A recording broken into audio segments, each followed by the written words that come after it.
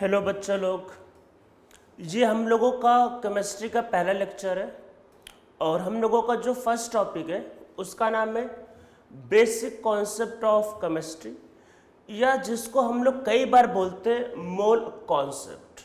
तो आप इसको मोल कॉन्सेप्ट भी बोल सकते हो या फिर बेसिक कॉन्सेप्ट ऑफ केमिस्ट्री। मोल के बारे में सब बच्चों को क्लास 9th में या 10th में बेसिक पढ़ाया जाता है। मीन्स इस टॉपिक का इंट्रोडक्शन आप लोगों ने पहले से किया होगा। डिफरेंट बोर्ड में डिफरेंट टाइम पे पढ़ाया जाता है। किसी किसी बोर्ड में 9th में पढ़ा देते हैं, किसी किसी को क्लास 10th में पढ़ाया जाता है, पर मोल कॉन्सेप्ट सारे बच्चों को 9th या 10th में ज़रूर पढ़ाया जाता है। तो हम लोगों का चैप्टर का नाम है मोल कॉन्सेप्ट, या इसको सिंपली बोल सकते हैं बेसिक कॉन्सेप्ट ऑफ केमिस्ट्री। अब चैप्टर को स्टार्ट करने के पहले सबसे पहले मैं अपने बारे में इंट्रोडक्शन दे देता हूँ। मेरा नाम अंकुर पांडे है और मैंने बीटेक किया है आईआईटी बीएचयू से। आईआईटी बीएचयू वाराणसी मीन्स ये भी एक आईआईटी का कॉलेज है, और मैंने IIT JEE advance means JEE advance qualify किया हुआ है। और मैं पेस नासिक में, मतलब कि जब पेस नासिक में ओपन हुआ था मैं तब से यहाँ पे पढ़ा रहा हूँ। मीन्स एक तरीके से मैं ये कह सकता हूँ कि मैं पूरे नासिक सिटी का सबसे ओल्डेस्ट टीचर हूँ केमिस्ट्री का। तो मैं पेस नासिक में 2012 से पढ़ा रहा हूँ, 2012 से। तो मुझे नियरली 9 ईयर तो पेस नासिक में ही हो गए पढ़ाते हुए। और मतलब मेरे कुछ पढ़ाए हुए बच्चों की रैंक आईआईटी में अंडर 100 भी आया, ये नासिक सेंटर से ही। तो इवन 37 रैंक भी जेई में आ चुका है, जेई एडवांस में, और इवन जेई मेन में फर्स्ट रैंक भी आ चुकी है। तो हम लोग ये टॉपिक को स्टार्ट करते हैं जिसका नाम है बेसिक कॉन्सेप्ट ऑफ केमिस्ट्री। तो देखो, इसको स्टार्ट करने में सबसे पहला जो टॉपिक आता है वो आता है मैटर।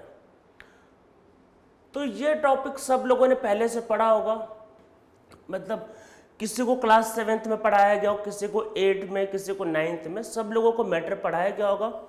अब मैटर नॉर्मली क्या होता है, साइंस में पढ़ाया जाता है, नॉर्मली वो फिजिक्स के अंडर रहता है। तो हम लोग देखते हैं कि मैटर क्या होता है। तो मैटर का डेफिनेशन सब लोगों को पता होगा कि मैटर क्या होता है, anything which occupy some space and have some mass is known as matter.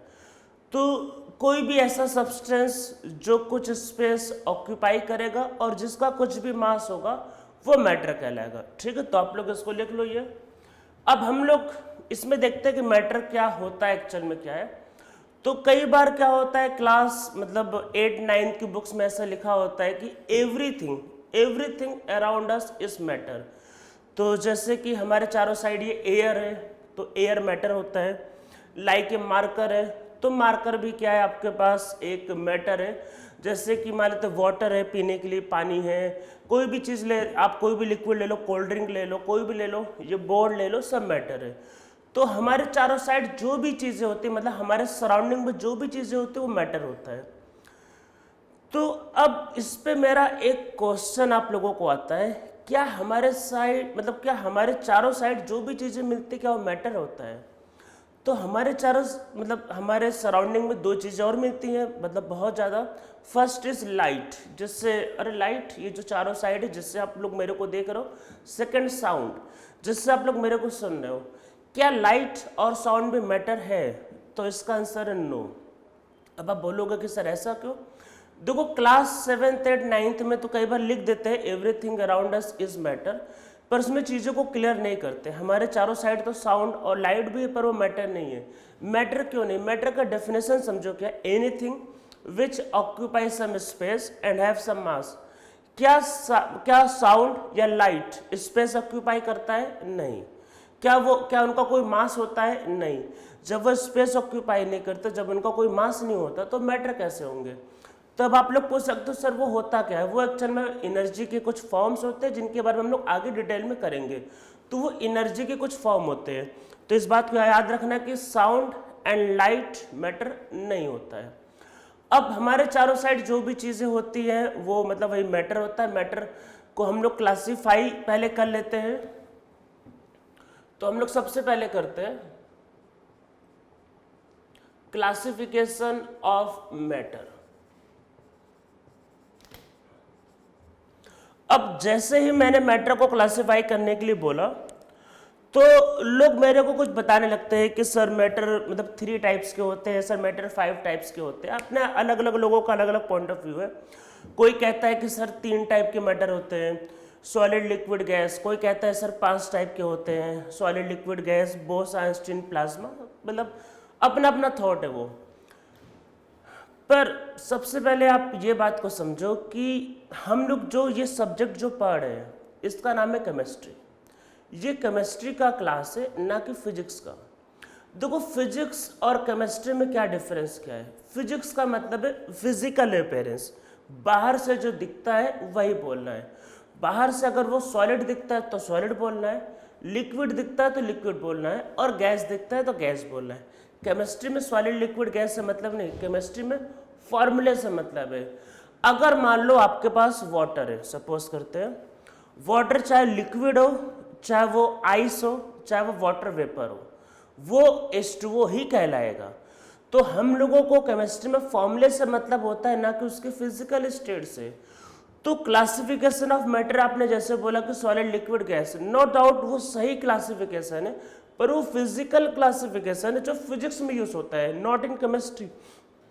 Chemistry का मतलब है केमिकल फार्मूला। हम लोगों को मैटर के अंदर घुस के देखना है कि क्या है उसका फार्मूला।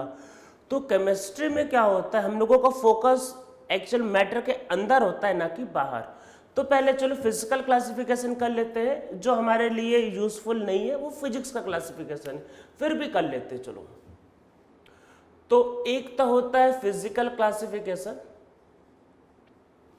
फिजिकल का मतलब ये कि जो देख के डिसाइड हुआ। तो इसमें 1 is solid, second is liquid, third is gas. वैसे यही 3 मेन होते हैं। बाकी जो 2 स्टेट होते हैं प्लाज्मा एंड बोस आइंस्टीन, वो दोनों अनस्टेबल स्टेट है, पर आप लिखना चाहो तो उसको लिख सकते हो। पर वो दोनों अनस्टेबल स्टेट है, इसलिए हम लोग नॉर्मली उनको डिस्कस नहीं करते। तो 3 ही मेन स्टेट है, सॉलिड लिक्विड गैस। तो इन पे हम लोग कुछ भी फोकस अभी नहीं करेंगे, क्योंकि ये फिजिकल क्लासिफिकेशन है, ये फिजिक्स में बताया जाता है। अब हम लोगों का सब्जेक्ट है केमिस्ट्री। तो देखो यहाँ पे क्या होगा, हम लोग इसको करते हैं इसका केमिकल क्लासिफिकेशन।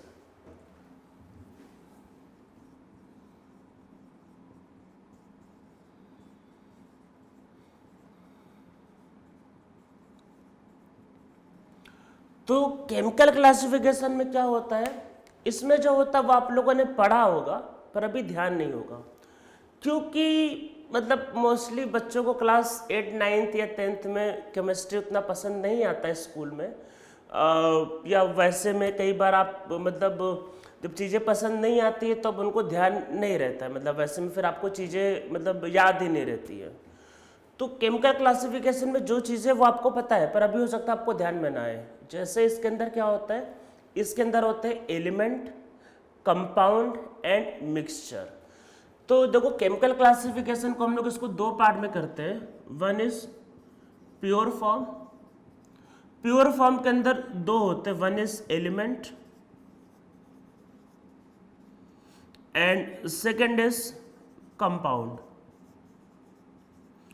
एंड एक सेकेंड होता है आपके पास impure form, that is mixture. और अगर आप मिक्सचर को भी क्लासिफाई करना चाहो तो उसमें 2 टाइप के होते हैं, होमोजेनियस एंड हेट्रोजीनियस। तो आप करना चाहो तो वो भी कर सकते हो। तो वैसे यही 3 क्लासिफिकेशन होते हैं, एलिमेंट, कंपाउंड एंड मिक्सचर। ये केमिस्ट्री की क्लासिफिकेशन है, ये फिजिक्स का क्लासिफिकेशन है। एलिमेंट क्या होता है, प्योरेस्ट फॉर्म ऑफ सब्सटेंस, जो एक सिंगल टाइप ऑफ एटम से बनता है। मतलब कि सब्सटेंस का वो फॉर्म जहाँ पे सिर्फ एक ही टाइप के एटम है, like oxygen, nitrogen, carbon, sodium. मतलब जहाँ पे सिर्फ एक ही टाइप के एटम्स होते हैं वो एलिमेंट कहलाता है।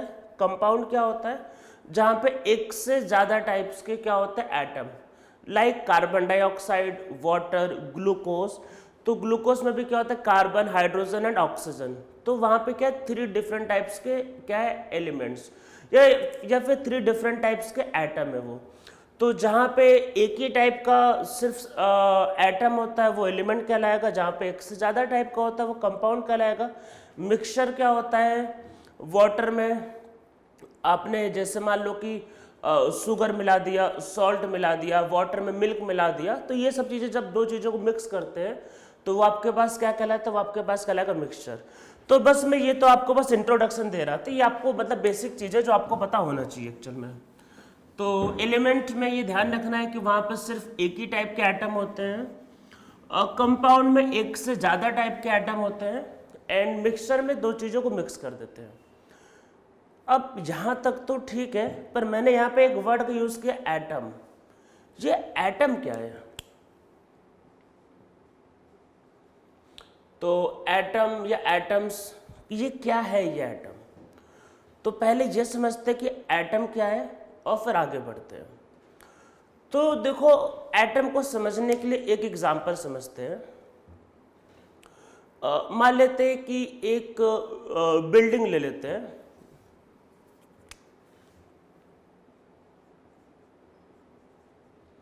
एक बिल्डिंग लेते हैं, बड़ा सा बिल्डिंग ले लेते हैं। वो जो बड़ा सा बिल्डिंग आप लोगों ने कभी देखा होगा, मतलब कोई भी बिल्डिंग ले लो भाई अपने अकॉर्डिंग, जो आपने देखा होगा प्रिपेयर होते हुए, बनते हुए। कैसे बनते हैं बिल्डिंग? कुछ छोटे छोटे ब्रिक होते हैं, ब्रिक, वही पत्थर ब्रिक, उनको जोड़ते जाओ और जो बिल्डिंग होता है वो खड़ा हो जाता है। तो वैसे ही होता है मैटर में। तो मैटर के अंदर क्या होता है, कुछ छोटे छोटे क्या होते हैं, पार्टिकल्स होते हैं, जिनको हम लोग क्या बोलते हैं, एटम। और अगर आप इन सारे एटम्स को जोड़ते जाओगे तो आपके पास जो मैटर होता है वो बन जाता है। अब होता क्या है, याद करो, ब्रिक्स में मतलब बिल्डिंग में आते हैं। एक ब्रिक को दूसरे ब्रिक को जोड़ने के लिए हम लोग सीमेंट का यूज़ करते हैं, शायद पता होगा, सीमेंट इसमें यूज़ करते हैं जोड़ने के लिए। वैसे ही क्या होता है, एक एटम को दूसरे एटम से जोड़ने के लिए हम लोग क्या होता है, बॉन्डिंग का यूज़ करते हैं। Chemical bonding, covalent bond, ionic bond, सुना होगा आप लोगों ने, क्लास 9-10 में रहता है, नहीं तो आगे आपको 11th में करवाया जाएगा। तो एक एटम दूसरे एटम से बॉन्डिंग से जुड़ता है, मतलब किसी भी टाइप का बॉन्डिंग हो सकता है, कोवैलेंट हो सकता है, आयनिक हो सकता है, डिपेंड करता है एटम के नेचर पे। और जब ढेर सारे आप एटम को जोड़ दोगे तो क्या होगा, मैटर बन जाता है। तो मैटर क्या होता है, छोटे छोटे पार्टिकल से बनता है, उन पार्टिकल को बोलते हैं आपका एटम। तो एटम क्या होता है, सबसे छोटा पार्टिकल होता है, उसको हम लोग और फर्दर डिवाइड नहीं कर सकते, तो इसको बोलते हैं हम लोग इनडिविजिबल पार्टिकल। तो अभी आप लोग बोलोगे नहीं सर ऐसा नहीं होता है, एटम फर्दर डिवाइड हो सकता है, आई नो दैट, बस अभी सुनो, आराम से सुनो। तो मैटर जो होता है वो छोटे छोटे पार्टिकल से बनता है, जिनको हम लोगों ने एटम बोला। अब क्वेश्चन यह आता कि एटम के बारे में सबसे पहले किसने बताया? तो मैं देखो स्टार्ट करता हूँ ओल्ड, पुराने टाइम से, और क्योंकि मैं इंडियन हूँ तो मैं पहले वही बातें करूँगा जो मतलब वही सब पहले बातें करूँगा जो इंडिया में डिस्कवरी हुआ। तो आप लोगों ने शायद सुना होगा कि वैदिक टाइम पे इंडिया काफ़ी डेवलप था, तो एक्चुअल में एटम की डिस्कवरी सबसे पहले इंडिया में ही हुआ था। तो 600 BC का मतलब पता होगा, बिफोर क्राइस्ट एरा, पता ही होगा आपको। 600 BC में एक साइंटिस्ट थे कनड करके, इन्होंने सबसे पहले एटम के बारे में बताया। इन्होंने बोला कि जो भी सब्सटेंस होते हैं वो छोटे छोटे पार्टिकल से बनते हैं, और इन्होंने उन पार्टिकल का नाम दिया परमाणु। परमाणु कर लो, ठीक है, परमाणु कर लो। परमाणु सुना होगा आप लोगों ने, 2 साल पहले, ये लास्ट ईयर शायद, मैंने तो मूवी देखा नहीं, एक मूवी आई थी परमाणु करके, जॉन अब्राहम की। तो परमाणु एक्चुअली इन्होंने वर्ड यूज़ किया। तो कनड ने बोला कि जो मैटर जो होता है वो छोटे छोटे पार्टिकल से बनता है, और उन पार्टिकल्स को कनड ने बोला ये परमाणु है। और आप लोगों को पता होगा जैसे कि एटम, मतलब एटम को हिंदी में परमाणु बोलते हैं, तो परमाणु वर्ड इन्होंने यूज़ किया।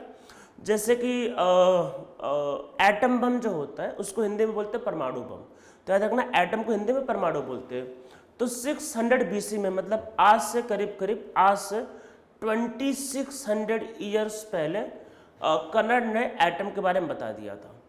अब बाद में चल के क्या हुआ कि इसके बारे में एक्चुअल में कुछ ग्रीक के फिलोसफर, आपको पता होगा ग्रीस या ग्रीक, तो हिस्ट्री में आप लोगों ने कई बार मूवी भी कई बार मूवी देखा होगा, या हिस्ट्री में आप लोगों को पता होगा कि ग्रीस जो था पहले बहुत डेवलप कंट्री था, और वहाँ पे क्या था, साइंस का डेवलपमेंट काफ़ी ज़्यादा हुआ था। तो सबसे पहले एटम के बारे में ग्रीस, मतलब इंडिया के बाद जो एटम के बारे में सबसे पहले बताया वो ग्रीस ने बताया, कि ग्रीस में भी बोला गया कि हाँ, कि जो सब्सटेंस होते हैं वो एटम से बनते हैं।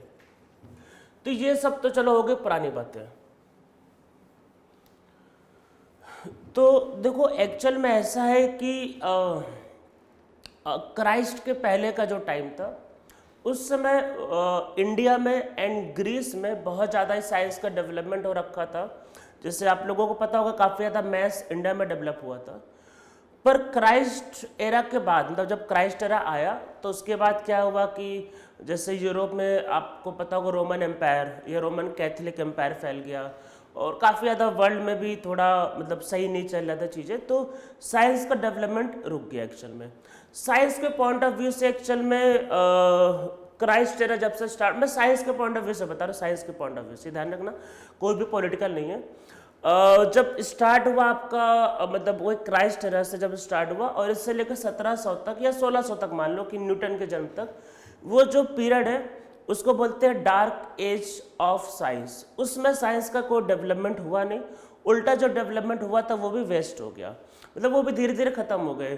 तो साइंस के पॉइंट ऑफ व्यू से उस टाइम को डार्क एज बोला जाता है। उसमें कोई भी डेवलपमेंट नहीं हुआ, पूरे वर्ल्ड में डेवलपमेंट नहीं हुआ। इंडिया में भी उसमें पता ही होगा हिस्ट्री में कई किंग्स थे, तो उन्होंने सिर्फ एक दूसरे को जीतने का ट्राई किया, कोई डेवलपमेंट नहीं हुआ एक्चुअल में।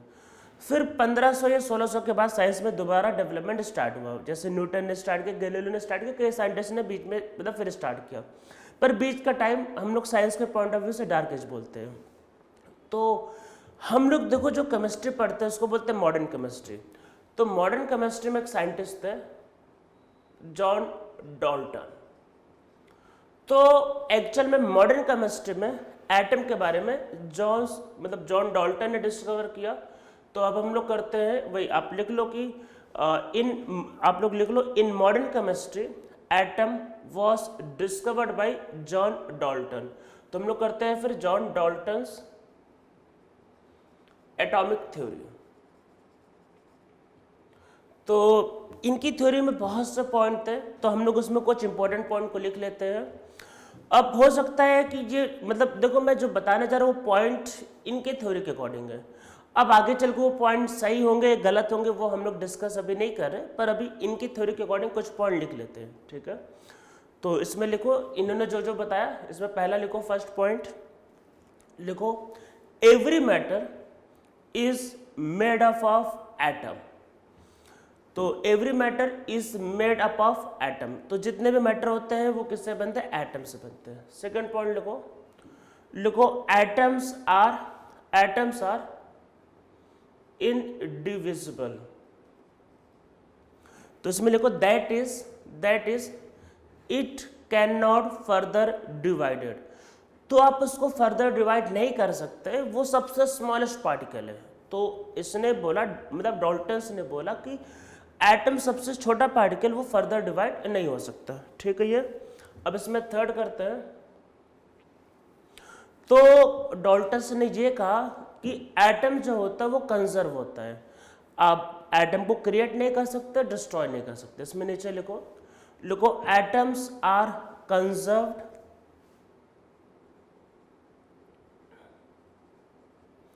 Atoms can neither be created can not be destroyed. तो उसको क्रिएट भी नहीं कर सकते, डिस्ट्रॉय भी नहीं कर सकते। एटम का ध्यान रखना क्या होता है आपका, क्या होता है, कंजर्व, ठीक है। अब हम लोग इसमें आगे आते हैं। तो दो बातें और बताई, जैसे मान लो कि एलिमेंट, जैसे मान लो ऑक्सीजन या मान लो कार्बन, तो तो डाल्टन ने कहा कि जैसे मान लो ऑक्सीजन एलिमेंट है, तो ऑक्सीजन एलिमेंट के जितने भी एटम होंगे इस यूनिवर्स में वो सारे के सारे सेम होंगे। मतलब ऑक्सीजन अगर आप एटम की बात करो तो चाहे वो एयर में हो, चाहे वो वाटर में हो, चाहे वो किसी फूड में हो, तो ऑक्सीजन को जो एटम होगा वो सेम होगा, मतलब कि उसका साइज या उसका मास सब कुछ सेम होगा।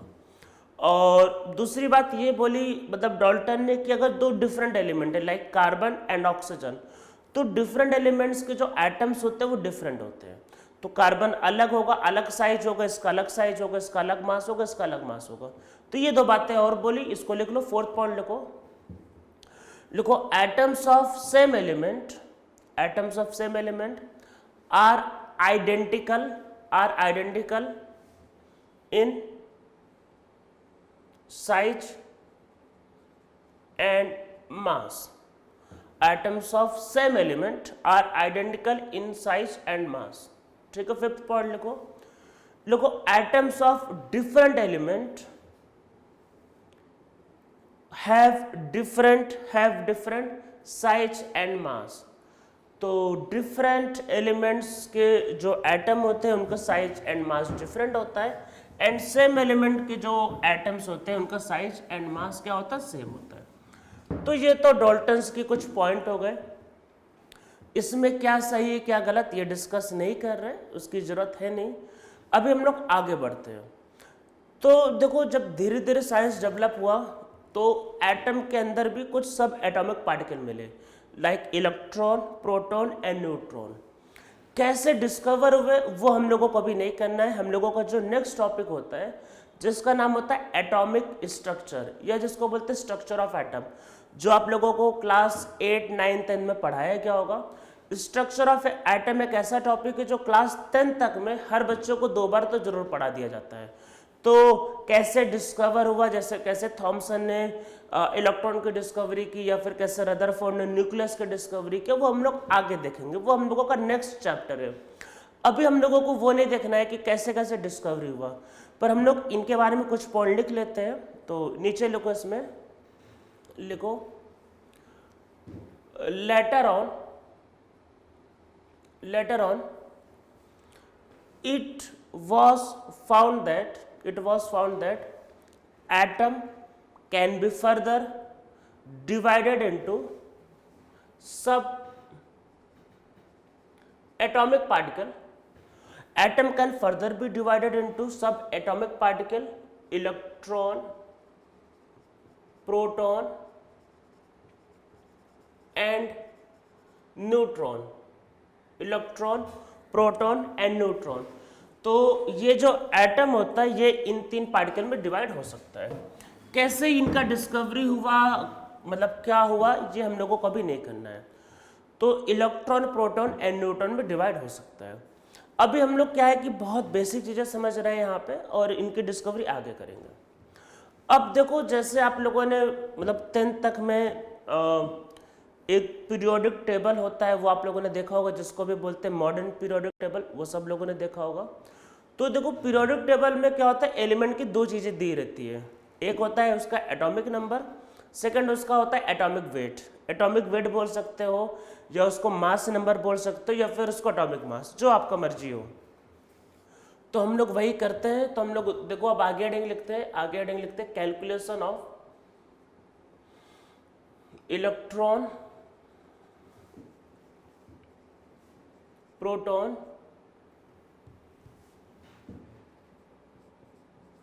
And neutron. तो कैसे इनको हम लोग कैलकुलेट कर सकते हैं, क्या इनसे रिलेशन होता है, वो अभी देखते हैं। तो जैसे मान लो कि एक एलिमेंट है X, तो एलिमेंट का ये सिंबल है, लाइक ऑक्सीजन हो सकता है, ये लाइक क्लोरीन हो सकता है, सोडियम हो सकता है, तो ऐसे X लिख दिया। तो जब एलिमेंट का सिंबल लिखा जाता है तो उसके साथ 2 चीज़ें लिखी जाती है, एक होता है एटॉमिक नंबर और एक होता है उसका एटॉमिक मास। तो मान लेते हैं कि इसका एटॉमिक नंबर Z है, इसका एटॉमिक मास है A। तो देखो Z क्या है, Z उस एलिमेंट का एटॉमिक नंबर है, एंड A इसमें क्या है, A इसमें एटॉमिक मास या एटॉमिक वेट। मतलब ए इसमें एटॉमिक वेट है और जेड इसमें क्या एटॉमिक नंबर। अब मैंने ये देखो जो सिंबल जो रिप्रेजेंट किया है, कई बार बुक्स में ऐसा ही दिया रहता है, हो सकता है आप किसी मतलब अलग अलग बोर्ड के बच्चे हो तो आप लोगों को लगे कि ये सर क्या लिख दिया, ये ऐसा नहीं होता। तो देखो पहली बात समझ लो कि कैसे इसको रिप्रेजेंट करते हैं। देखो नीचे जो लिखा जाएगा वो हमेशा एटॉमिक नंबर होता है, ऊपर जो लिखा जाएगा वो एटॉमिक मास होता है। होता क्या है कि 8, 9, 10 के जो टीचर होते हैं वो बुक में जो लिखा होता है वही लिखवाते हैं। अगर आप कुछ उसमें चेंजेस कर दोगे तो काट देते हैं, क्योंकि उनको खुद ही नहीं पता होता कि कैसे लिखना है। तो मैं आप लोगों को जो बता रहा हूँ उन बातों को ध्यान रखना है। देखो नीचे जो लिखा रहेगा वो हमेशा एटॉमिक नंबर है। अब आप इसको लेफ्ट में लिखो या राइट में लिखो वो आपका पर्सनल चॉइस है। नीचे जो लिखा जाएगा वो एटॉमिक नंबर, ऊपर जो लिखा जाएगा वो एटॉमिक मास या एटॉमिक वेट है। अब एटॉमिक वेट आप राइट में लिखो लेफ्ट में लिखो वो आपका पर्सनल चॉइस है। आप इसको कैसे भी लिख सकते हो, मतलब अगर आपने इसको ऐसे लिखा तब भी सही है, कोई दिक्कत नहीं है। या अगर आपने इसको ऐसे लिखा, तीनों के तीनों सही हैं। क्या लिखना है वो आपका पर्सनल चॉइस है। आप इसको क्रॉस में लिखो, राइट में लिखो, लेफ्ट में लिखो, वो आपका पर्सनल चॉइस है। मैं एक्चुअल में नॉर्मली इस फॉर्म में लिखता हूं, मुझे इसी का हैबिट है। तो पर आप इसको ऐसे या ऐसे लिख सकते हो। जैसे चलो एक एग्जांपल देखते हैं, मानते कार्बन। तो कार्बन आप ऐसे भी लिख सकते हो, इसका एटॉमिक नंबर है 6, एटॉमिक मास है 12। कार्बन आपका मन करे तो आप ऐसे भी लिख सकते हो, करेक्ट, कोई दिक्कत नहीं है। एटॉमिक नंबर है 6, एटॉमिक मास है 12। सी उसका सिंबल है, ये एटम का सिंबल है, ये इसका एटॉमिक वेट, ये इसका एटॉमिक मास। राइट को लिखो, डायगोनल लिखो या फिर उसको लेफ्ट में लिखो। तो ये सब चीजें सेम है। ये तो ये आपको समझ में आ रहा है कैसे इसको रिप्रेजेंट करते हैं। तो नीचे वाला एटॉमिक नंबर होता है, ऊपर वाला उसका एटॉमिक मास होता है। तो हम लोग देखो पहले जो कैलकुलेट करेंगे वो एटम के लिए कैलकुलेट करेंगे। तो ये सबको पता है कि एटम जो होता है वो न्यूट्रल होते हैं। तो न्यूट्रल होने का मतलब ये है कि वहां पे positive charge and negative charge same होने चाहिए। तो इसमें नीचे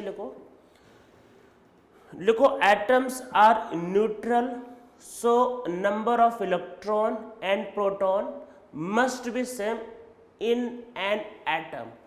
तो एटम में दोनों सेम होने चाहिए क्योंकि वो न्यूट्रल होता है। तो हम लोग एटम को पॉइंट ऑफ व्यू से कर रहे हैं, तो देखो क्या होता है। तो एटम में क्या होता है,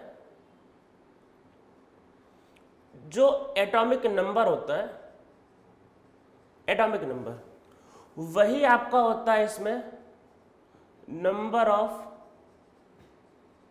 इलेक्ट्रॉन्स, और वही आपका होता है नंबर ऑफ प्रोटॉन्स। दोनों सेम होते हैं, ठीक है। एटॉमिक नंबर ही आपका नंबर ऑफ इलेक्ट्रॉन्स या फिर नंबर ऑफ प्रोटॉन्स होते हैं। और इसमें जो एटॉमिक मास होता है, एटॉमिक वेट, तो एटॉमिक वेट जो होता है या एटॉमिक मास जो होता है वो प्रोटॉन प्लस न्यूट्रॉन, इनका मतलब न्यूट्रॉन को मिला के होता है। तो किसी भी एलिमेंट का जो मास नंबर होता है वो प्रोटॉन एंड न्यूट्रॉन को मिला के होता है। एंड एटॉमिक नंबर क्या होता है, नंबर ऑफ इलेक्ट्रॉन्स। तो इसको देखो हम लोग थोड़ा सा रीअरेंज करते हैं। तो यहाँ पे जो न्यूट्रॉन्स जो होगा, तो न्यूट्रॉन्स क्या हो सकता है, मैंने पी का मतलब प्रोटॉन है उसको उधर भेज दिया, तो ये क्या हो गया आपका एटॉमिक वेट माइनस पी मतलब प्रोटॉन। अब देखो ये जो नंबर ऑफ प्रोटॉन जो होता है यही एटॉमिक नंबर होता है। तो इसको ऐसा लिखा जा सकता है एटॉमिक वेट, ठीक है। एटॉमिक वेट में से माइनस कर दो आपका एटॉमिक नंबर, तो ये नंबर ऑफ क्या आ जाएगा, न्यूट्रॉन्स। तो नंबर ऑफ न्यूट्रॉन क्या होता है, देखो क्या किया इसमें, प्रोटॉन की जगह नंबर वही एटॉमिक नंबर से रिप्लेस कर दिया। तो जैसे इसको समझते हैं कि क्या है कि एक एलिमेंट था ये, तो इसमें प्रोटॉन क्या होगा, ये जेड, और प्रोटॉन इलेक्ट्रॉन दोनों जेड होगा, मतलब जेड मीन्स एटॉमिक नंबर। तो proton and electron atomic number के इक्वल होंगे। एंड न्यूट्रॉन क्या होगा, that is atomic mass minus atomic number, ठीक है। तो ये आपका हुआ फॉर्मूले इसके।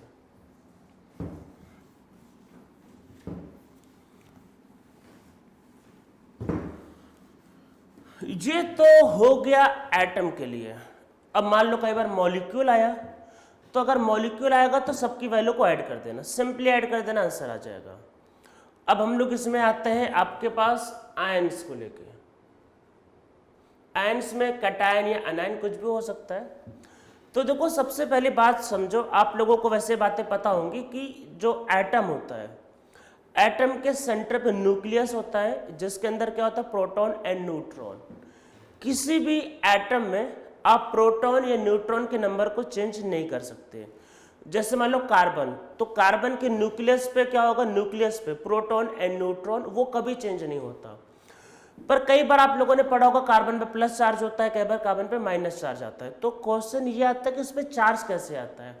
देखो चार्ज जो भी आएगा वो सिर्फ और सिर्फ इलेक्ट्रॉन के वजह से आएगा। मान लो ये एक एटम है, अगर आप इसको इलेक्ट्रॉन दोगे, तो उस पर कौन सा चार्ज आएगा, माइनस, क्योंकि इलेक्ट्रॉन मिल रहा है ना। देखो इलेक्ट्रॉन पे चार्ज होता है माइनस, अगर किसी एटम को आप इलेक्ट्रॉन दोगे तो उस पर माइनस चार्ज आएगा। मान लो आपके पास एक एटम है, आप इससे इलेक्ट्रॉन को निकाल दो, अगर आप इलेक्ट्रॉन को निकाल दोगे तो इस पर क्या होगा, इलेक्ट्रॉन कम हो जाएगा। इलेक्ट्रॉन कम होगा तो उस पर कौन सा चार्ज आएगा, प्लस। अब आप बोलोगे सर प्लस चार्ज कैसे, अरे देखो नॉर्मल केस में इलेक्ट्रॉन एंड प्रोटॉन सेम थे। इलेक्ट्रॉन अगर कम हो गया, मान लो इलेक्ट्रॉन को आपने निकाल दिया तो इलेक्ट्रॉन कम हो गया, प्रोटॉन तो सेम रहा, तो प्रोटॉन का नंबर अब ज्यादा हो गया तो उस पर चार्ज आएगा पॉजिटिव। तो अगर प्लस और माइनस चार्ज अगर आता है तो वो सिर्फ और सिर्फ इलेक्ट्रॉन को निकालने से या ऐड करने से आता है। आप उसमें न्यूट्रॉन को या फिर प्रोटॉन को कभी चेंज नहीं कर सकते। तो अगर किसी पे क्या है कि याद रखना कि अगर पॉजिटिव चार्ज है जिसको हम लोग बोलते हैं कैटायन, तो इसका मतलब क्या होगा, इसमें नीचे लिख लो कि it means that electron are removed from the atom. तो अगर किसी में पॉजिटिव चार्ज है तो इसका मतलब है कि वहां पे हमने इलेक्ट्रॉन को क्या किया, रिमूव किया। अगर किसी पे नेगेटिव चार्ज है जिसको हम लोग बोलेंगे अनायन, तो इसका मतलब लिख लो कि नेगेटिव चार्ज का मतलब क्या होगा कि electron are added in an atom. तो अगर इलेक्ट्रॉन को ऐड करेंगे तो वो कहलाएगा अनायन। इलेक्ट्रॉन को अगर आप ऐड करोगे, मतलब इलेक्ट्रॉन को अगर आप ऐड करोगे तो कहलाएगा अनायन, और रिमूव करोगे तो कहलाएगा कैटायन। समझते कुछ एग्जांपल। मान लो अगर x पे +1 का चार्ज है, मान लो कोई भी एलिमेंट है उस पर +1 का चार्ज है, देखो +1 का मतलब ये कि एक इलेक्ट्रॉन रिमूव हो गया। तो इसका मतलब लिख लो कि this means that 1 electron is removed. तो अगर +1 का चार्ज है तो इसका मतलब कि एक इलेक्ट्रॉन रिमूव हो गया। अगर इस पर मान लेते +2 का चार्ज होता तो +2 का मतलब है कि 2 इलेक्ट्रॉन रिमूव किया। तो इसमें नीचे लिख लो वही कि this means that 2 electron are removed. मान लो अगर इस पे अभी अगर -3 का चार्ज होता तो -3 मतलब अब यहाँ पे चीजें बढ़ने वाली हैं। कितना 3 तो इसका मतलब यहाँ पे क्या होगा, 3 इलेक्ट्रॉन्स आर एडेड। तो माइनस चार्ज का मतलब होता है इलेक्ट्रॉन को ऐड किया, और प्लस चार्ज का मतलब होता है इलेक्ट्रॉन को रिमूव किया। तो इस बात को ध्यान रखना है, हम लोगों को इसका भी यूज करना पड़ेगा भी इलेक्ट्रॉन, प्रोटॉन एंड न्यूट्रॉन को कैलकुलेट करने के लिए। अब देखो कुछ बातें समझो। आप लोगों को क्लास 10 तक में मतलब ये बोला जाता है कि स्टार्टिंग के 20 एलिमेंट्स का एटॉमिक नंबर याद कर लो। तो 20 एलिमेंट्स का आपको एटॉमिक नंबर याद करना, सिर्फ एटॉमिक नंबर। एटॉमिक मास किसी भी एलिमेंट का कभी भी याद नहीं करना होता है। वो नॉर्मली बुक्स में मतलब क्वेश्चन के साथ दिए रहते हैं, या फिर अगर कोई टेस्ट होता है तो वहाँ पे दिया रहता है, एग्जाम में दिया रहता है। एटॉमिक मास किसी भी एलिमेंट का याद नहीं करना होता, सिर्फ याद क्या करना होता है, एटॉमिक नंबर। एटॉमिक मास नहीं याद करना है। पर कई बार स्कूल के टीचर बोल देते याद कर लो, अरे भाई क्यों याद करना, मतलब आप किसी भी आलतू फालतू चीज को याद करके अपनी मेमोरी को फुल मत करो। एटॉमिक मास जरूरत नहीं याद करने की, मत याद करो। अब फिर क्वेश्चन आता है एटॉमिक नंबर।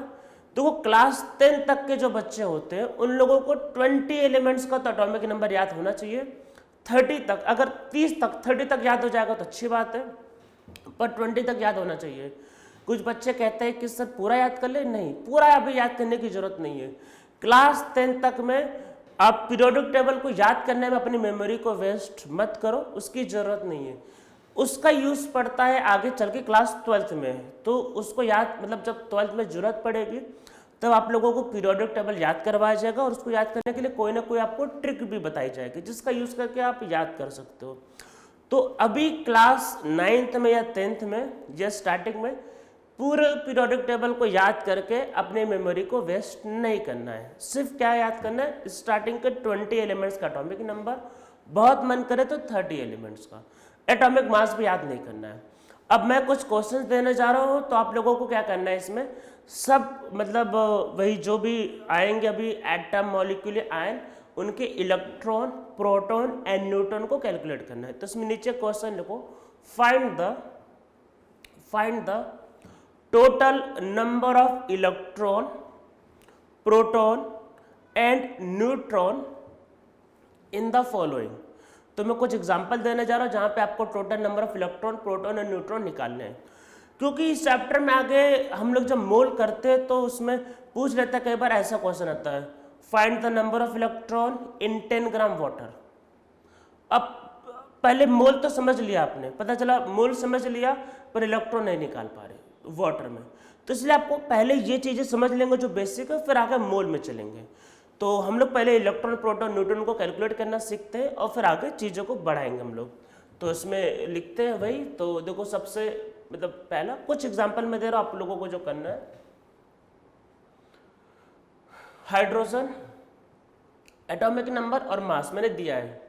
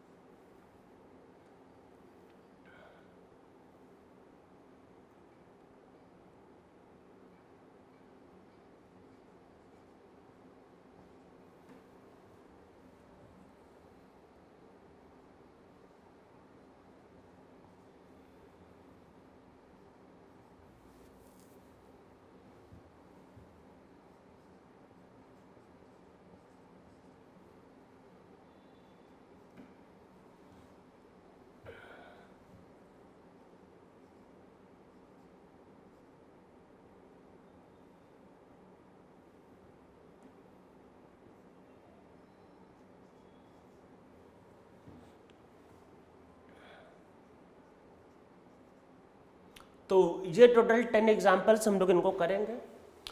जिनका एटॉमिक नंबर, मास नंबर नहीं दिया इधर मैं लिख देता हूँ, नाइट्रोजन, कैल्शियम, जिंक,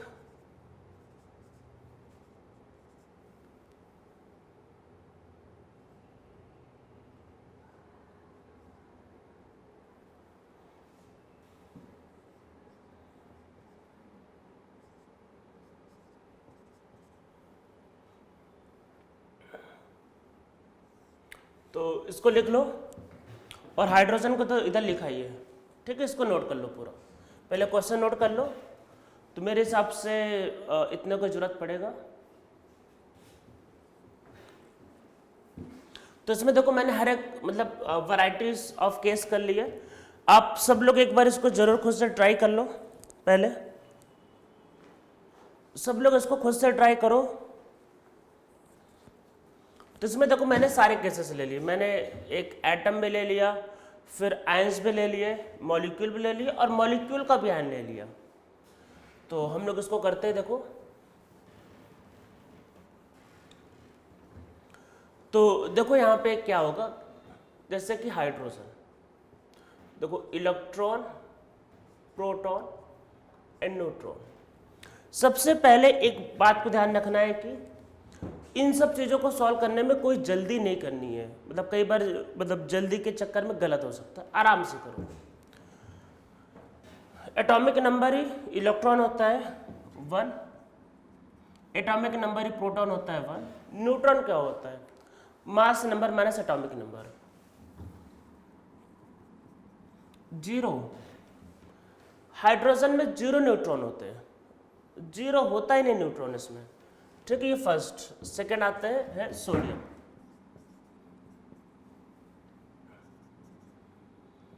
तो atomic number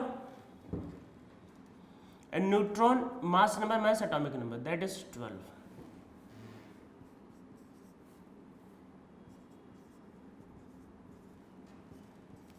(26, 26, 56 minus 26 that will be 30), ठीक है। ये होगा इसका वैल्यू।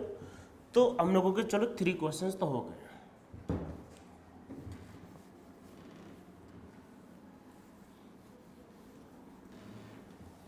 अब आता है नाइट्रोजन पे। एक्चुअल में N-3 is nitride ion, N-3 is nitride ion.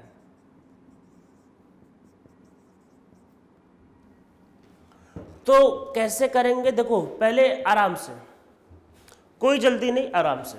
Nitrogen का एटॉमिक नंबर है 7, तो लिख लो 7 इलेक्ट्रॉन 7 प्रोटॉन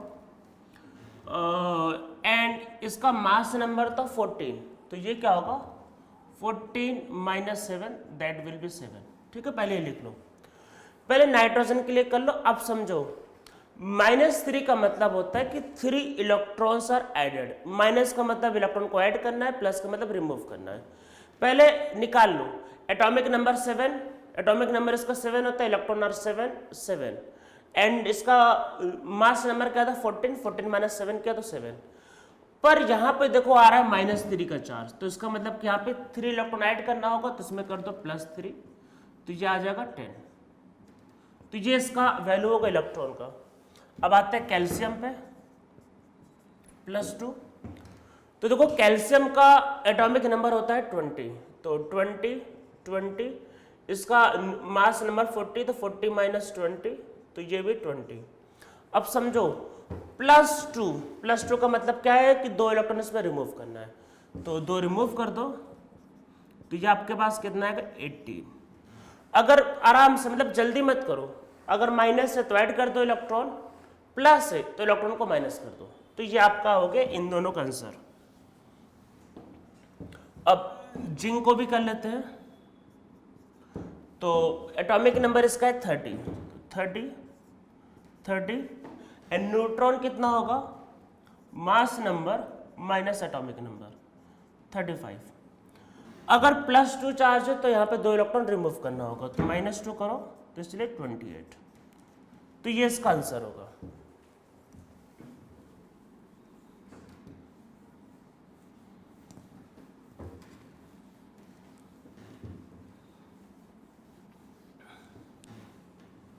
अब हम लोग देखो आते हैं वाटर पे। तो वाटर को देखो ध्यान से करने की जरूरत है। पहले आपको देखो ऑक्सीजन एंड हाइड्रोजन के बारे में पता होना चाहिए। देखो ऑक्सीजन इलेक्ट्रॉन 8, प्रोटॉन 8, न्यूट्रॉन 16 - 8। आराम से एक जगह लिख लो, कंफ्यूजन नहीं होना चाहिए, पहले से चीजें ऑक्सीजन की क्लियर है।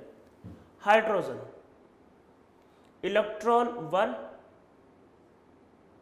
प्रोटॉन 1, न्यूट्रॉन 1 - 1 0, उसमें 0 न्यूट्रॉन होते हैं 0। अब देखो करेंगे कैसे, फॉर्मूला क्या है H2O, तो 2 हाइड्रोजन है 1 ऑक्सीजन। तो इलेक्ट्रॉन की बात करते हैं, इलेक्ट्रॉन पे फोकस करो, 1 इलेक्ट्रॉन एंड 8 इलेक्ट्रॉन, ठीक है।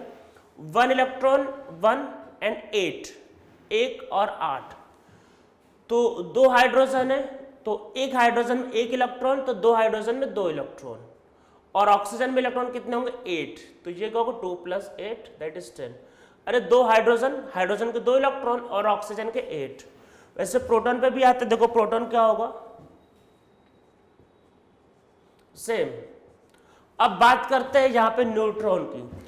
तो देखो हाइड्रोजन पे तो न्यूट्रॉन होता ही नहीं है, तो न्यूट्रॉन नहीं होता तो इसका 0, और इसमें कितना 8, तो हाइड्रोजन पे तो न्यूट्रॉन ही नहीं होता है, तो ये होगा 0 + 8, तो आएगा 8 न्यूट्रॉन। हाइड्रोजन में तो न्यूट्रॉन ही नहीं होता है, तो ये इसका आंसर होगा। अब हम लोग देखो आते ग्लूकोज।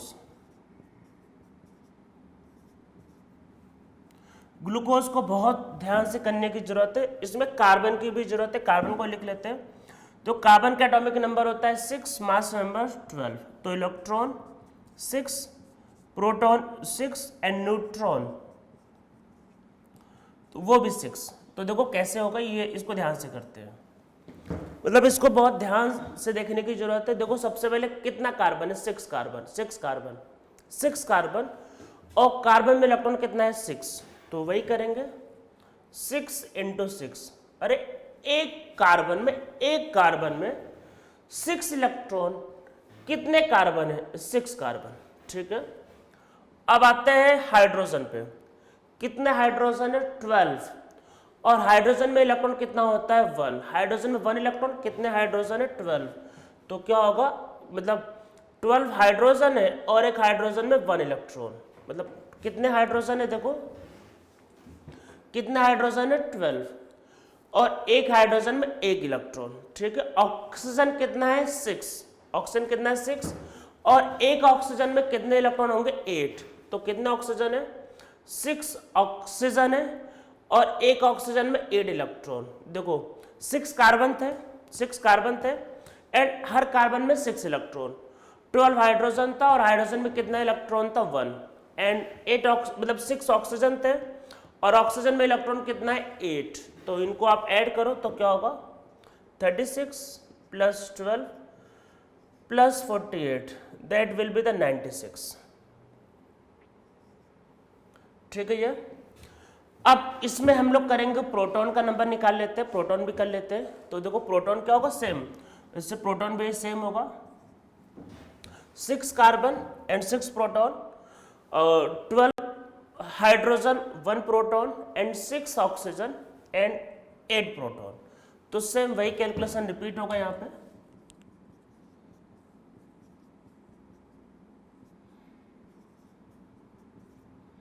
That is 96। या आप लोगों को अगर याद हो कि एक न्यूट्रल एटम में या इवन न्यूट्रल मॉलिक्यूल अगर न्यूट्रल है तो न्यूट्रल में क्या होता है, इलेक्ट्रॉन एंड प्रोटॉन का नंबर ऑलवेज सेम होता है। तो ये 96 है तो वो भी 96 ही आएगा, because this is a neutral molecule. तो न्यूट्रल अगर है तो वहाँ पे इलेक्ट्रॉन प्रोटॉन ऑलवेज सेम होता है। अब न्यूट्रॉन का नंबर पे आता है, देखो न्यूट्रॉन कैसे करेंगे, ये सबसे ज़्यादा इंटरेस्टिंग है, इसमें लोग कई बार कंफ्यूज हो जाते हैं। देखो आराम से, कितने कार्बन है 6 कार्बन है, कार्बन में कितने न्यूट्रॉन है 6 न्यूट्रॉन है, तो कितने कार्बन है 6 कार्बन है, और हर कार्बन में कितना न्यूट्रॉन है 6, तो 6 कार्बन है 6 न्यूट्रॉन, ठीक है। हाइड्रोजन कितना है 12, अच्छा, पर यहाँ पे न्यूट्रॉन कितना है 0, अंडा न्यूट्रॉन है, हाइड्रोजन में 0 न्यूट्रॉन है अंडा, तो वहाँ पे तो न्यूट्रॉन ही नहीं है, तो क्या होगा कि 12 हाइड्रोजन तो है पर यहाँ पे न्यूट्रॉन नहीं, तो 0। हाइड्रोजन तो 12 है पर उसमें न्यूट्रॉन होता ही नहीं, वो तो 0 है, अंडा है वो, तो 12 × 0। अब ऑक्सीजन कितना है 6, एंड ऑक्सीजन में न्यूट्रॉन कितना है 8। देखो ऑक्सीजन में कितने न्यूट्रॉन है 8, तो 6 ऑक्सीजन है और इसमें न्यूट्रॉन कितना है 8, तो ये क्या होगा 36 + 48, सो दिस विल बी 84। तो इसमें 84 न्यूट्रॉन, तो ये इसका आंसर होगा। समझ में आ रहा होगा मेरे अकॉर्डिंग सब लोगों को।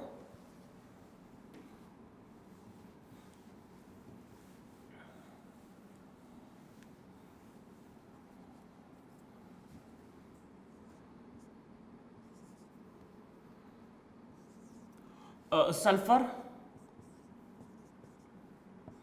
तो इलेक्ट्रॉन 16, प्रोटॉन 16, न्यूट्रॉन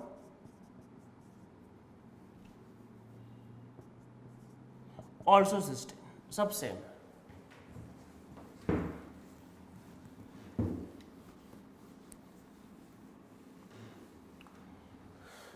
इसको देखो ध्यान से करते हैं, SO4 2-, ठीक है। सल्फर कितने इलेक्ट्रॉन है 16, ऑक्सीजन में कितने इलेक्ट्रॉन है 8 इलेक्ट्रॉन है, कितने ऑक्सीजन है 4, तो 4 ऑक्सीजन और सब में 8 इलेक्ट्रॉन, ठीक है। अब एक बात और, -2 का चार्ज है, -2 का चार्ज का मतलब ये कि 2 इलेक्ट्रॉन ऐड करना है, ठीक है। माइनस चार्ज मतलब इलेक्ट्रॉन ऐड भी तो करो। तो 16 और ये क्या होगा आपका, वही सल्फर का, ऑक्सीजन कितना था 4 एंड ऑक्सीजन में 8 इलेक्ट्रॉन, -2 का चार्ज है तो 2 इलेक्ट्रॉन ऐड करना होगा। So this will be 16 + 32 + 2, so this will be 50। तो यहाँ पे कितने इलेक्ट्रॉन होंगे, 50। प्रोटॉन की बात करते हैं तो प्रोटॉन कितना होगा, तो सल्फर में देखो 16 प्रोटॉन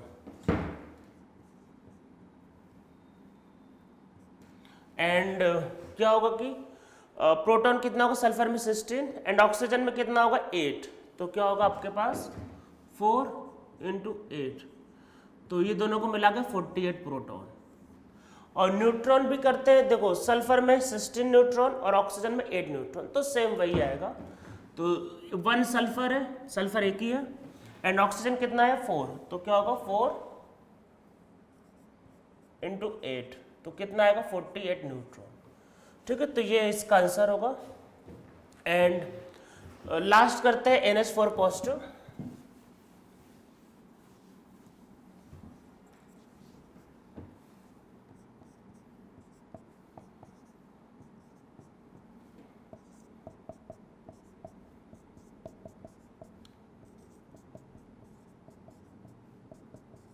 तो ये नाइट्रोजन में इलेक्ट्रॉन प्रोटॉन एंड न्यूट्रॉन होंगे। हाइड्रोजन की बात करते हैं,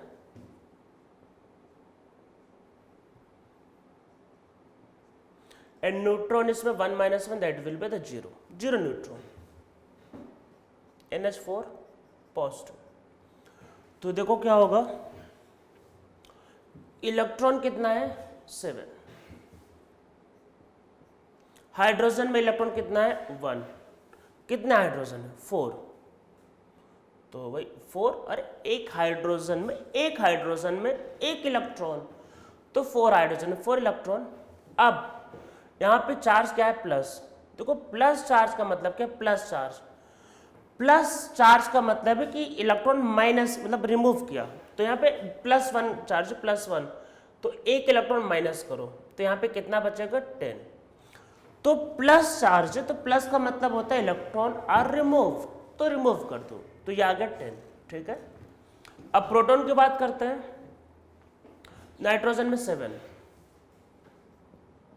एंड ऑक्सीजन में कितना होगा, सॉरी नाइट्रोजन में 7, हाइड्रोजन में कितना होगा 1, तो कितने हाइड्रोजन है 4, तो ये आएगा 11, ठीक है। तो इसका आंसर होगा 11। अब न्यूट्रॉन की बात करते हैं, नाइट्रोजन में 7 एंड हाइड्रोजन में 0, तो नाइट्रोजन में 7 एंड हाइड्रोजन में 0, तो सब मिला के 7, तो ये इसका आपका आंसर आएगा। तो आप लोगों को समझ में आ गया होगा कि हम लोग किस तरीके से इलेक्ट्रॉन, प्रोटॉन एंड न्यूट्रॉन किसी भी एटम का, मॉलिक्यूल का या आयन का निकाल सकते हैं। क्योंकि क्वेश्चन आगे चल के ऐसा होता है कि find the number of neutron in 49 gram SO4 2- sulphate ion, in 49 gram sulphate ion.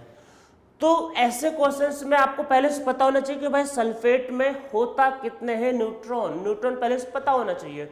बाद में इसका मोल पढ़ लेंगे तो मोल का यूज करके आगे सॉल्व कर लेंगे, तो आगे चीजें का लेवल का बढ़ता जाएगा। इसलिए इलेक्ट्रॉन, प्रोटॉन, न्यूट्रॉन पहले ही पता होना चाहिए, बहुत बेसिक है ये, इतना तो हम लोगों को आ गया। अब देखो है कि एक्चुअल में हम लोग इसमें आगे एक टॉपिक करते हैं जिसका नाम है एवरेज एटॉमिक वेट या एवरेज एटॉमिक मास। तो पहले हम लोग, क्योंकि फर्स्ट लेक्चर है तो वो सारे टॉपिक कवर करेंगे जो बहुत बेसिक होते हैं, जो आपको पता होना ही चाहिए। तो हम लोग देखो ऐसा है कि पहले समझते हैं कि क्या है इस टॉपिक का मतलब। किसी भी एटम का जो मास नंबर होता है, किसी भी एटम का जो मास नंबर होता है वो होता क्या एक्चुअल में। तो किसी भी एटम का जो मास नंबर होता है या जिसको एटॉमिक वेट बोलते हो, प्रोटॉन न्यूट्रॉन होता है, सबको पता है, अभी तो यही करवाया। तो देखो किसी भी एलिमेंट में ये जो मास होता है, ये जो एटॉमिक वेट होता है,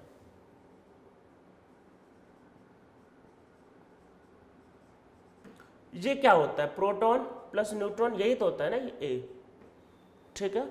और एटॉमिक नंबर क्या होता है भाई, जेड क्या होता है, number of proton number of electron, ठीक है, ये चीजें पता है आपको। मेरा क्वेश्चन पहले समझ लो, क्लोरीन सबको पता होगा, बहुत फेमस एग्जांपल है, बच्चे बच्चे को पता रहता है ये। इसमें एटॉमिक नंबर क्या है 17, ठीक है। तो प्रोटॉन कितना आ गया 17, प्रोटॉन 17 आ गया, तो इसमें प्रोटॉन कितना है 17, चलो भाई क्लियर है 17।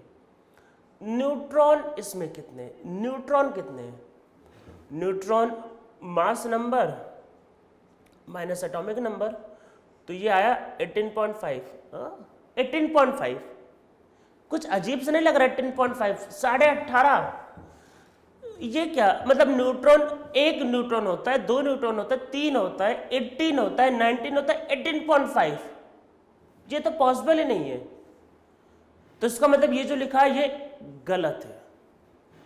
तो क्वेश्चन ये है कि क्या आपको बचपन से जो पढ़ाया जा रहा है क्लोरीन का मास वो गलत है, जब फिर आपको पढ़ाया कुछ और जा रहा है, आप समझ कुछ और रहे हो। क्वेश्चन अब ये होता है, क्योंकि हम लोगों ने जब किया तो ये 18.5 आया, 18.5 तो हो ही नहीं सकता न्यूट्रॉन, अरे न्यूट्रॉन एक होगा, दो होगा, तीन होगा, ये 18.5 कैसे पॉसिबल है, ये तो पॉसिबल है, जब ये पॉसिबल है तो ये पॉसिबल नहीं। तो क्वेश्चन है कि क्या है इसके पीछे का खेल, कि ये 35.5 क्या लिखा रहता है ये, तो वही हम लोगों को समझना है कि ये एक्चुअल में है क्या ये। तो देखो सबसे पहले आप लोगों को एक टर्म पता होगा, आइसोटोप। आइसोटोप पता होगा ना, ये नहीं पता तो लिख लो, same atomic number but different atomic mass, same atomic number but different atomic mass, ठीक है। अरे आइसोटोप तो पता ही होगा क्या होता है, तो इसमें एटॉमिक नंबर सेम होता है, डिफरेंट एटॉमिक मास होते हैं। अब देखो होता क्या है, ये जो पीरियोडिक टेबल जो होता है जहां पे एटॉमिक मास दिया होता है, किसी का भी मास देखना, इवन अगर आप पीरियोडिक टेबल में अगर आप हाइड्रोजन का भी मास देखोगे तो वो लिखा हुआ है 1.008, आप किसी का भी मास पढ़ लेना, उसका वैल्यू पॉइंट में ही दिया हुआ है। हाइड्रोजन का मास पढ़ना, लिखा हुआ है 1.008। क्लोरीन बहुत फेमस एग्जांपल है 35.5, इवन आपका कॉपर का मास होता है 63.5। तो क्वेश्चन ये तो पॉइंट में कैसे आ सकता है जबकि मास को प्रोटॉन और न्यूट्रॉन का नंबर होता है। तो वो चीजें क्या है, एवरेज, एवरेज। हाँ देखो होता है एक्चुअल में क्या है कि जैसे क्लोरीन, पहले क्लोरीन को समझते हैं। क्लोरीन जो होता है वो नेचर में दो फॉर्म एग्जिस्ट करता है, मतलब क्लोरीन के दो आइसोटोप होते हैं, chlorine 35 and chlorine 37। Periodic table में जो दिया होता है वो उनका एवरेज दिया होता है। अब आप बोलोगे सर 35 और 37 का एवरेज तो 36 होगा, हाँ, पर वो तब होगा जब दोनों का अमाउंट इक्वल होगा। एक्चुअल में नेचर में क्लोरीन दो फॉर्म में होता है, क्लोरीन 35 एंड क्लोरीन 37। क्लोरीन 35 वाला ज्यादा मिलता है, 37 वाला कम मिलता है, तो उसको जब एवरेज लेते हैं तो 35.5 आता है। कैसे आएगा अभी मैं करके दिखाता हूँ। तो कोई एवरेज वैल्यू तो कुछ भी आ सकती है। एवरेज का पहले मैं एक एग्जांपल बता देता हूँ। जैसे एवरेज जब आप लेते हो तो कुछ भी आ सकता है। जैसे मान लो कि एक क्लास में सपोज करते 4 बच्चे, मान लेते 4 बच्चे, एक का मास है 40 kg, मान लो एक का मास है 45 kg, एक का मास मान लेते हैं 48 kg और एक का मास मान लेते हैं 70 kg, मतलब 40, 45, 50 कर लो, चलो 40, 45, 50 एंड 70 kg। आप अगर एवरेज लोगे 40, 45, 50 और 70 का, तो हो सकता है एवरेज आपके पास 51, 52 कुछ आ जाए। तो जो एवरेज वैल्यू है वो किसी का मास नहीं, मतलब मास एक का 40 था, एक का 45 था, एक का 50 था और एक का 70 था। एवरेज लेने पे पता चला 52, आप कैलकुलेट कर लेना, मान लो 52 आए, 52 तो किसी का मास नहीं, तो एवरेज कुछ भी आ सकता है। एवरेज कैसे लेंगे, सबका मास को ऐड कर दो और 4 से डिवाइड कर दो। तो वैसे ही होता आपको पीरियोडिक टेबल में। पीरियोडिक टेबल में क्या है कि जितने भी एलिमेंट है उनका क्या है कि एवरेज मास गिवन है। जैसे मान लो कि हाइड्रोजन है, तो हाइड्रोजन का मास हो एवरेज मास। एवरेज मास मतलब कि हाइड्रोजन के 3 आइसोटोप होते हैं, आप लोगों को पता होगा, वह प्रोटियम, ड्यूटेरियम एंड ट्राइटियम। तो ये जो मास जो दिया होता है पीरियोडिक टेबल में वो उनके तीनों आइसोटोप का एवरेज होता है। तो इसमें नीचे लिखो in periodic table average atomic mass of all the element are given. Average atomic mass of all the element are given. कैसे निकालते हैं इनको? अरे सिंपल, बचपन से जो एवरेज पढ़ते हैं मैथ्स में वही करने जा रहे हैं, तो बस इसको देख लेते क्या होता है।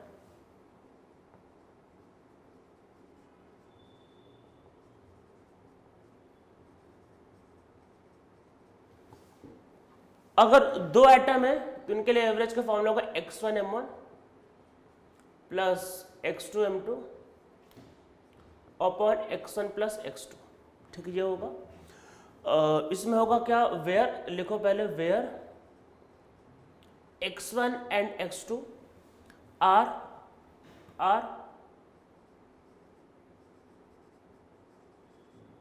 Percentage of m1 and m2 respectively, where x1 and x2 are percentage of m1 and m2 respectively। और नीचे लिखो m1 and m2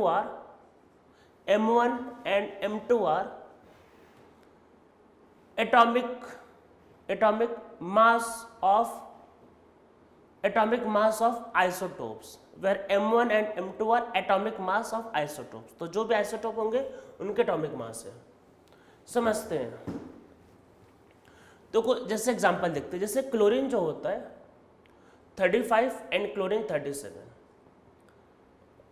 और एक्चुअल में इनका जो परसेंटेज जो हम लोगों को जो मिलता है नेचर में, तो ये नियरली 75% के आसपास मिलता है और ये नियरली 25% के आसपास। तो ये 75% मिलता है और ये वाला 25%। तो अगर आप देखो इसका एवरेज वही एटॉमिक मास अगर कैलकुलेट करते हो, जिसको हम लोग बोल सकते हैं आम, AAM आम, अगर आप कैलकुलेट करोगे तो क्या होगा, अगर आप आम कैलकुलेट करोगे किसका, क्लोरीन का, आम मतलब एवरेज एटॉमिक मास, तो देखो क्या होगा, तो 75% मतलब जिसका परसेंटेज लिया उसी का मास लेना है।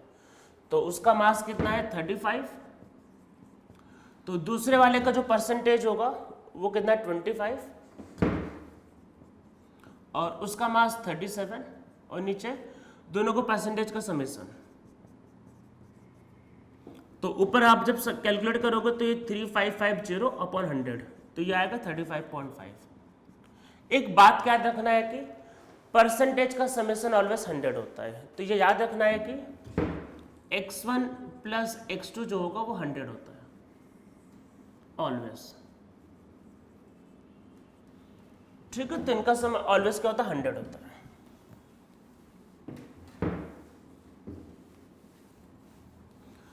तो हम लोग इस पे एक क्वेश्चन और कर लेते हैं और हम लोग फिर इस टॉपिक को आज मतलब आज के लेक्चर को खत्म करते हैं, और फिर हम लोग नेक्स्ट लेक्चर से एक नया टॉपिक स्टार्ट करेंगे। एक क्वेश्चन देते थोड़ा उल्टा, अरे मान लो ये क्वेश्चन आपको जेईई मेन में आने वाला है, नीट में आने वाला है, या किसी भी एडवांस में आने वाला है, तो क्वेश्चन ऐसे थोड़ी ना आएगा। ऐसे क्वेश्चन तो बोर्ड में आते हैं, क्लास 7th एंड 9th की बुक्स में रहते हैं। अब आपको क्वेश्चन रिवर्स आएगा, थोड़ा उल्टा सोचना पड़ेगा। क्वेश्चन है सिंपल पर सोचना पड़ेगा। तो एक चलो क्वेश्चन करते हैं, ठीक है, एक क्वेश्चन करते हैं। तो इसमें नीचे लिखो iron by Fe exist in two isotopic form, iron 56 and iron 58. Iron exists in two isotopic form, iron 56 and iron 58. If average atomic mass of iron is 56.2, if average atomic mass of iron is 56.2, find the percentage of iron 56 and iron 58. Find the percentage of iron 56 and iron 58. तो iron 56 and iron 58 का percentage बताना है कि क्या क्या होगा, ठीक है। कैसे करेंगे सॉल्व, तो इसमें एक बात का ध्यान रखना कि परसेंटेज का समेशन ऑलवेज 100 होगा। तो एक काम करते हैं, let percentage of iron 56 is x, ठीक है, ये x ले लेते हैं। तो अगर इसका परसेंटेज x है तो आयरन 58 का परसेंटेज क्या होगा, 100 माइनस एक्स। परसेंटेज का समेशन ध्यान रखना ऑलवेज 100 होता है, तो अगर एक x होगा तो दूसरा 100 माइनस एक्स होगा, तो भाई एवरेज जो होगा तो वो कितना है, तो उसका फॉर्मूला पहले x1m1 plus x2m2 upon x1 plus x2। और आप सब लोग इसको सोच के वैसे खुद से ट्राई करो, अच्छा रहेगा। और देखो एवरेज कितना है 56.2, हमने इसका परसेंटेज माना x जिसका मास है 56, दूसरे वाले का परसेंटेज 100 माइनस एक्स जिसका मास है 58 और नीचे टोटल 100।